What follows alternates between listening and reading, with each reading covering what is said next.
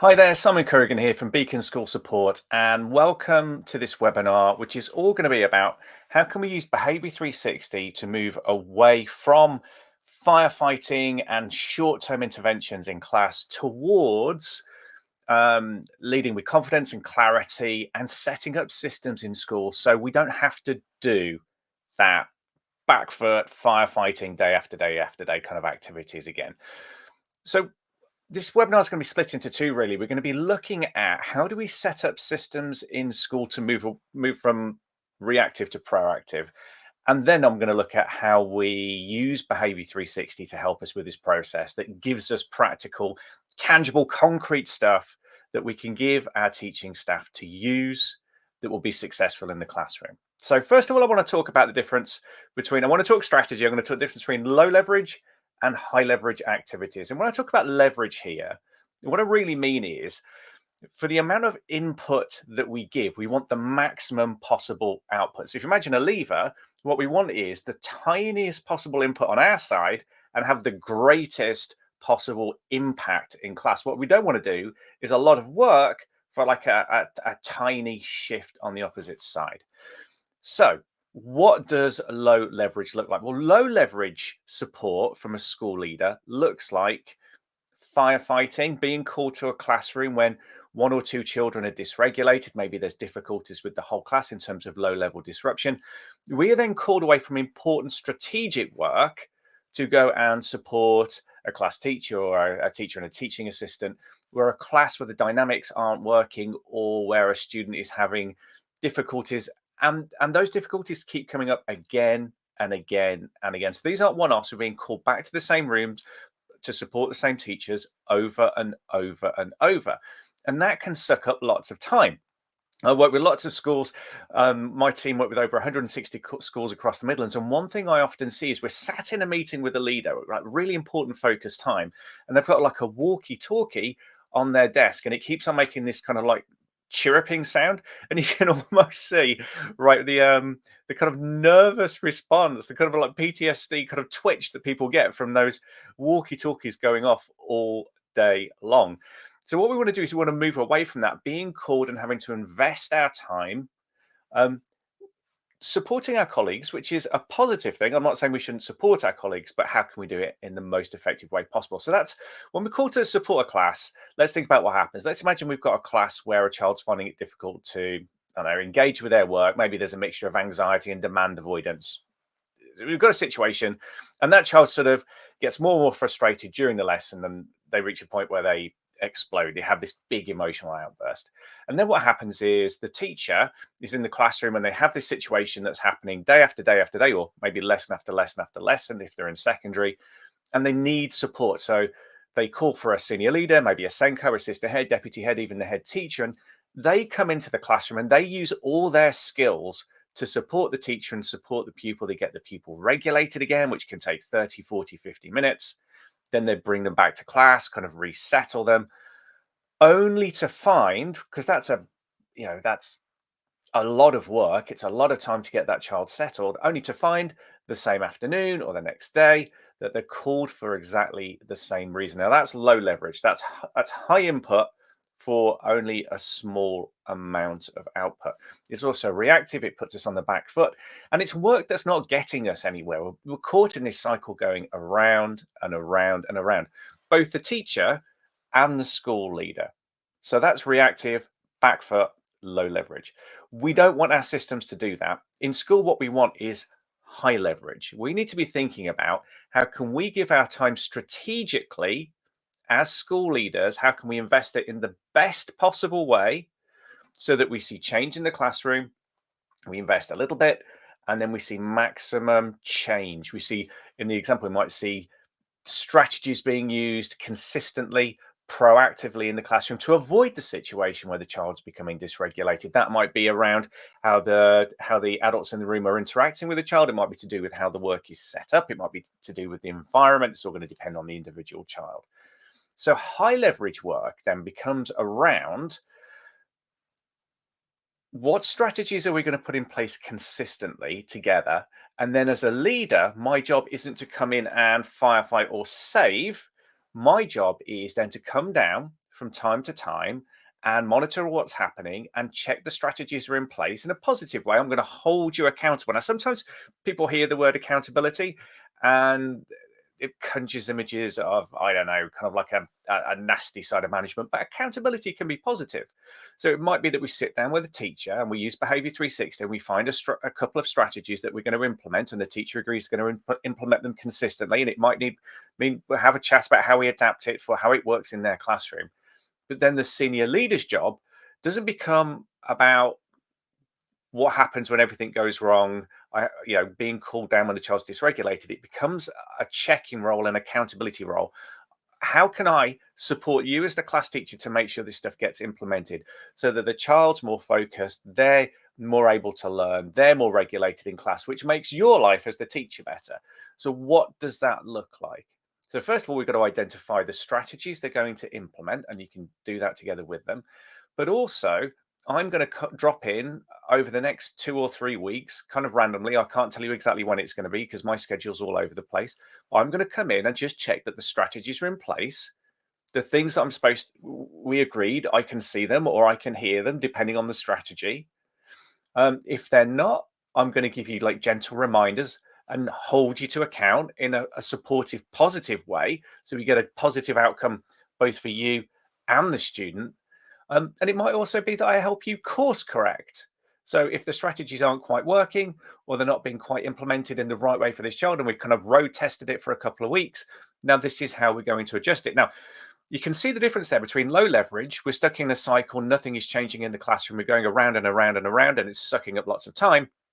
High leverage looks like giving teachers or supporting them with strategies and ideas from Behaviour 360 to implement, and then accountability and alignment. I'm going to come in, I'm going to check, we're going to look at what's working and what's not working. If you haven't implemented the strategies, I'm going to give you friendly reminders. If they're not working, we're going to course correct together.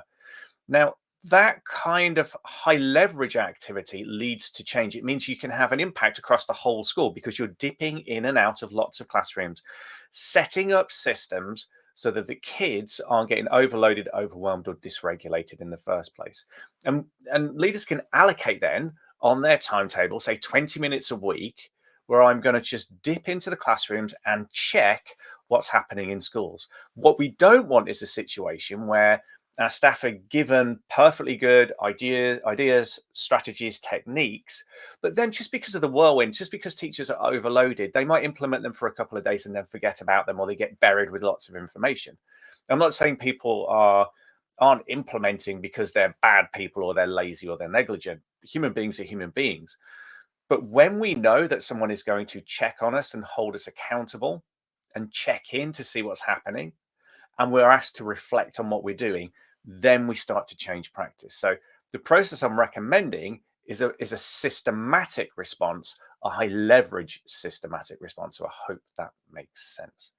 So let's take an example. Now, I know normally I do things about individual kids. So let's imagine let's do the opposite. Right? Let's imagine we've got a case where a teacher is really struggling with one specific class, and there's lots and lots of low-level disruption. And the teacher's at their wits' end. And as we're walking past the classroom, we can see the kids are unsettled. We keep getting called out to support and settle the class, and it seems to be going nowhere. So this isn't a one-off. This is an ingrained pattern of behavior in that classroom. So what does that look like? So we want to move away from going into the classroom, settling the kids, which actually in some sense undermines the teacher because it sends the message to the kids, well, I've had to call someone to settle the class to support me. And then we know the minute we walk out the door, things are going to kind of go unsteady again. So what do we do?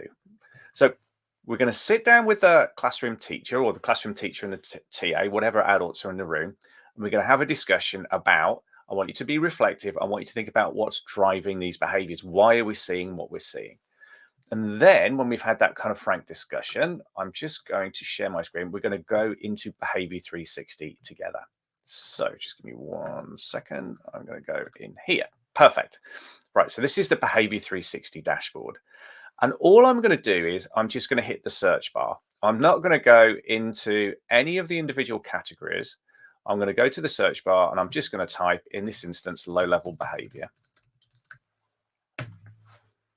And the system's going to pull out the key the key modules on low-level behavior. So you can see here, and we've got 3 different types of modules here, and I'm going to talk you through when to use each one and when each is most effective. We've got a quickfire strategy video, we've got a behavior tactics video, and we've got a strategy hub video. So when are we going to use strategy hub? When are we going to use behavior tactics? And when are we going to use quickfire strategies? So let's start with the one at the top, quickfire strategies. All of the quickfire strategies are just 5-minute videos. They describe one strategy. They don't go deep into any science. They say, this is the situation for using this technique. Here's how to do it. Here's a couple of variations. Kind of crack on with it. Quickfire strategies are useful specifically, I've found, for 2 situations. One is secondary school teachers, where they're teaching hundreds and hundreds of different children. They don't have the capacity to change the classroom for lots of different children. They don't have time to build relationships with lots of different children. What they want is something simple, concrete, and tangible they can use when they have that specific class or that specific student. So here we've got one called How to Reduce Low-Level Disruption Using Active Presence, which is using where you stand in the room. And I'll just press able to hear it. So here we've got, it's me. It's not chaos. And what I'm doing is I am talking through. Here's how to use it. Here we go. Become more focused, calm, it's present. A step-by-step on how to use that one specific strategy. By comparison, here we've got how to minimize low-level disruption. Now, this is a strategy hub video.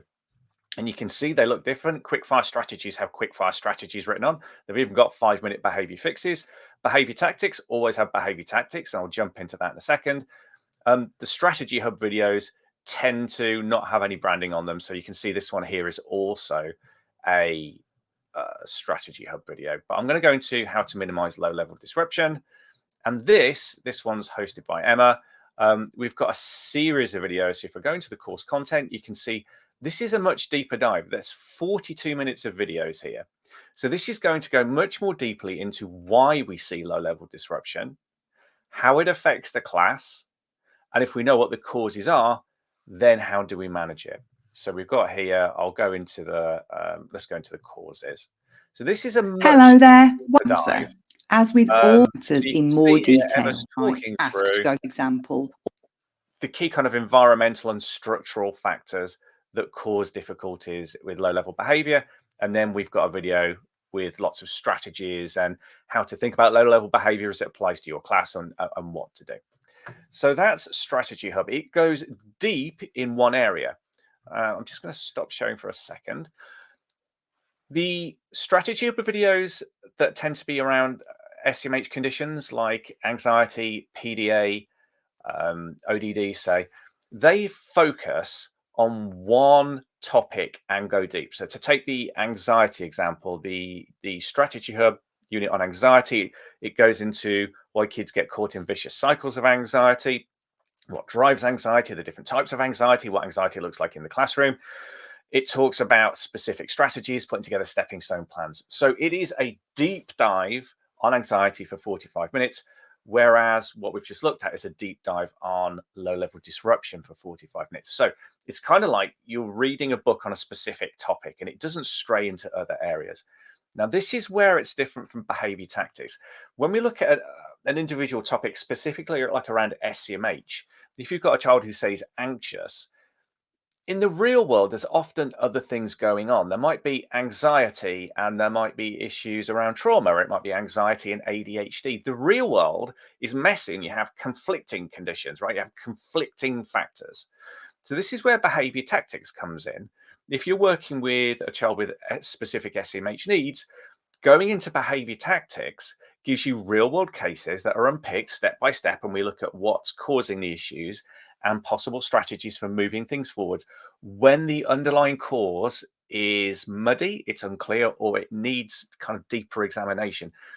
So I think of Strategy Hub as if the child was just carrying this one issue with them, like a nice clean diagnosis, or a nice clean factor in their life, then that's where we go, because we know there's one key factor. But where there's multiple key factors, and let's be honest, in the real life, the real world's messy, where there are confounding factors and we have to juggle competing factors against each other, that's where behavior tactics sits. So if I just share my screen again, there we go. So if we go into behavior tactics here, you can see there's a webinar that's in-depth strategies for managing a class where low-level behavior is a significant issue, particularly during whole class time. And we go in here, and this is me and Emma. There. Okay, And and we're talking about the issue. And someone's written in with a real-world issue about low-level behavior, and there will be strategies here that that your teacher and you can pull out and use. So, so 3 different approaches, and which one is most relevant to the teacher you're working with is going to depend on the issue that they're seeing. But let's imagine for a minute that let's imagine we go with the top one, quickfire strategies. So what we're going to do is we're going to either say to the teacher, I want you to watch that by yourself, or we're going to watch it together. And at the end of that video, I want you to engage in some reflection. Now, reflection is super important. We don't learn from experience. We don't learn from watching videos. We don't learn from going to training. We learn from reflecting on training. We learn from reflecting on what we've learned. And there is, inside the Getting Started with Behaviour 360 section, you will find in these documents a reflective practice log that looks like this. And in this log, what the person does is the teacher does, you say, I want you to fill out in the module name section, I want you to fill out what module you looked at. So this was quickfire strategies using active presence, up to 3 points that they learned. And it might be you asked them to reflect on, what did you learn that's relevant to your class? And then what are you going to do? So in the case of quickfire strategies, what they're going to do is going to implement active presence in their classroom, but there might be a tweak that we need to make. If it was the low-level disruption, it might be 2 or 3 separate points they're going to make about the way they structure the lesson and the way they set up their classroom for like environmental success. And then, just going to stop sharing. And then what we say is, okay, you've reflected on what you've learned. You've told me what strategies you're going to implement. And that's really important because then they've got ownership of those strategies. They're not being told what to do. We then have a conversation with them that goes, how do I help you embed this? And that is going to look like, as I said at the start, it's going to look at some combination of, I'll drop in from time to time and check you're using it. I'm going to help you course correct if it's not working. And basically, I'm going to hold you accountable and coach you in a friendly, supportive way. But I can't tell you when that's going to be because my timetable's all over the place, but I am going to try and drop in at least twice a week. So we're building in the knowledge that someone will be coming in and checking, but that's in a positive way. That's not in a negative way. It's to make sure that the strategies, the support strategies are being in place. And if they're not working, we can course correct, we can work together and build the teacher's skills and knowledge. So when we do that, what we're doing is making sure that the factors that are happening in class are implemented and embedded. So the first thing we need to do is have the conversation with the teacher about what's happening in class. It needs to be an open, frank, but supportive conversation. Then we're going to Behaviour 360 to find the right kind of input for them. Quickfire strategies, 5-minute one-off videos that can be really helpful. There are also, I did say there were 2 cases. The first is secondary school teachers. The second is when Behaviour 360 is new and perhaps you've got 1 or 2 members of staff that are resistant to it. Having a quick, easy win through quickfire strategies is really, really supportive and really helpful in terms of the implementation of Behaviour 360 in school. So we're going to go to Behaviour 360 to find out what to do. And then there's the follow-up, which is high leverage. It's not firefighting. It's high leverage, accountability and coaching. If they're not doing it, it's having conversations around, look, well, you reflected. This is what you said you were going to do. How can I help you implement this? Now, that's not a win immediately. That's course correcting, but it's building capacity in our teachers and in our teaching assistants over time, making sure strategies are embedded that are supporting the students. And most of the time, the result will be, we'll see a difference in how dysregulated students are. Hopefully, they're becoming more regulated. We see an improvement in behavior in class. We see more on-task learning, we see more focused learning, we see more productive classrooms, and as a result of that, we see happier, less stressed teachers and teaching assistants who are enjoying their role more. But you need both, right? You don't just need the training, you also need the systems, the high leverage systems around accountability and support and implementation. And that's what today's webinar has been all about. When you put those two together, it's really powerful because you've not only got the knowledge and the strategies, but also you've got the accountability. And I say this over and over and over in all the trainings I do, but training without accountability, it's just light entertainment for teachers. What we want is to see the difference in the classroom. So that's my webinar about how to move from firefighting to proactive leadership using Behaviour 360 to help you on that journey, to help you set up moving from low leverage reactive strategies to proactive leadership, where you'll see a big change over the school over time. And it is genuinely a way of having a whole school impact and seeing real change come about as your input as a leader.